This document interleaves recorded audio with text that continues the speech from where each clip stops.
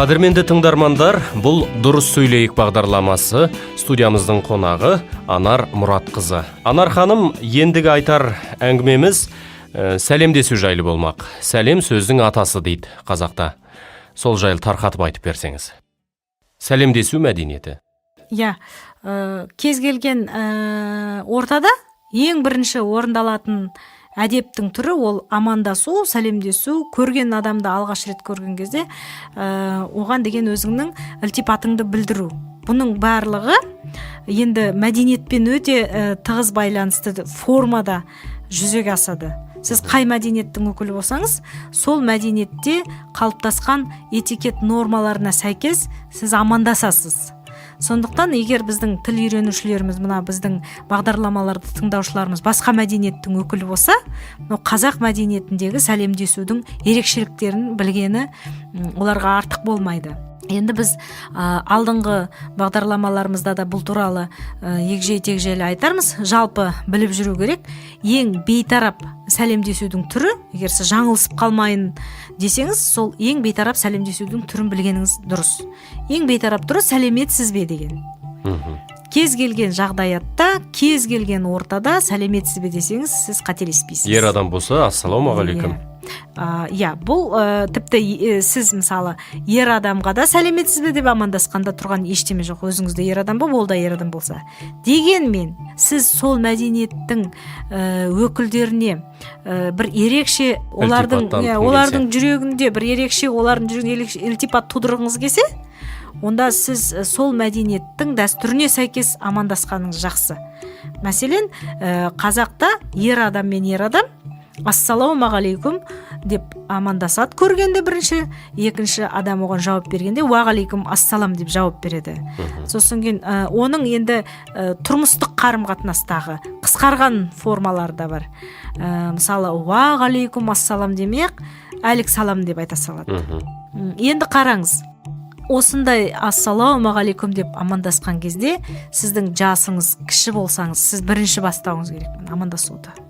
Жасы үлкен адам сізді көріп ассалаумағалейкум деп өзі сізге жүгіріп келмейді. Енді осы амандасудың, ассалаумағалейкум уағалейкум ассалам деген амандасудың сөздік формасына жабысып қатар бірге жүретін рәсімдік формасы бар. Ол міндетті түрде қол берісу. Және қол берісудің өзінің стандарттары бар. Егер сіз жасы кіші адам болсаңыз, сіз екі қолыңызды қоса алып, ана жасы үлкен адамның қолын қысасыз екі қолыңызбен. Егер жасы үлкен адам болсаңыз, ана амандасып тұрған адамыңыздан, онда сіз оның бірінші амандасуын күтесіз. Сосын бір қолыңызды ғана бересіз. Сонан кейін амандасқан кезде қолды құржай сипай салған немқұрайлылықтың нышанын таныту болып саналады.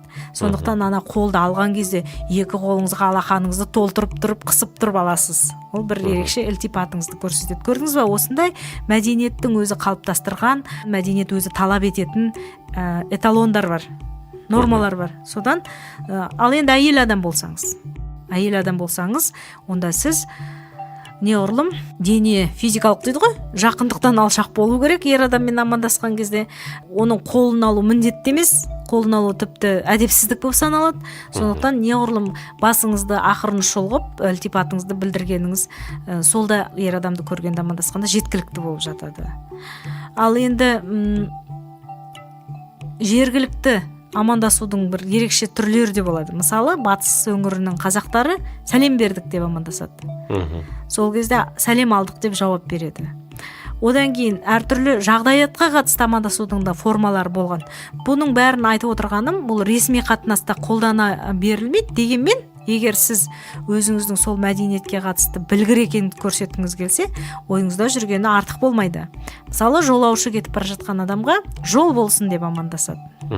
Сонан кейін ол адам әлей болсын деп жауап береді.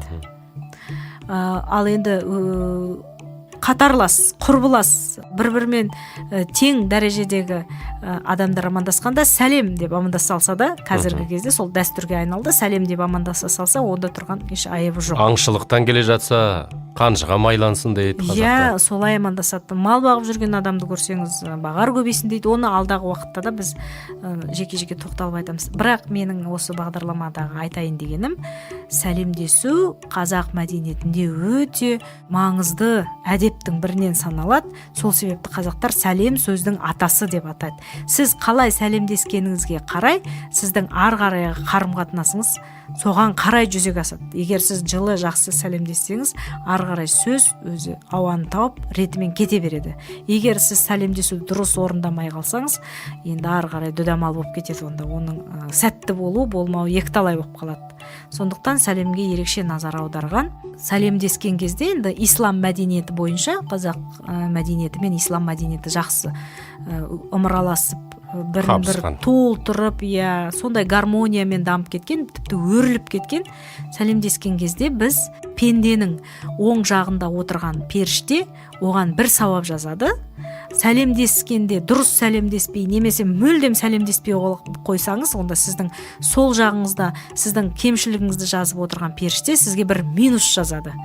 Сондықтан сәлемдескен кезде сіз адамға ғана сәлем бермейсіз, сіз өзіңіздің періштеңіздің, былайша айтқанда, періштеңізге де ақпарат бересіз, сіз өзіңіз туралы. Сауап жазылады дейсіз ғой. Сауап жазылады. Ал сауап неғұрлым сізде көп болса, о дүниеде сіздің амал дәптеріңіз оң жағыңыздан келеді де, сіздің көп күнәларыңыз кешіріледі, сіздің таразыңыздың жақсылық жағы басып кетеді дейді. Сондықтан сәлемді өзіңіз үшін бересіз.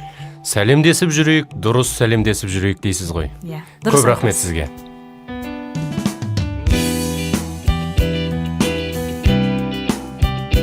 Вики білім қоғамдық қоры. Қазақстан Республикасының Мәдениет және спорт министрлігі тілдерді дамыту және қоғамдық саяси жұмыс комитеті тапсырысы бойынша дайындалған. Алматы қаласы, 2015 жыл.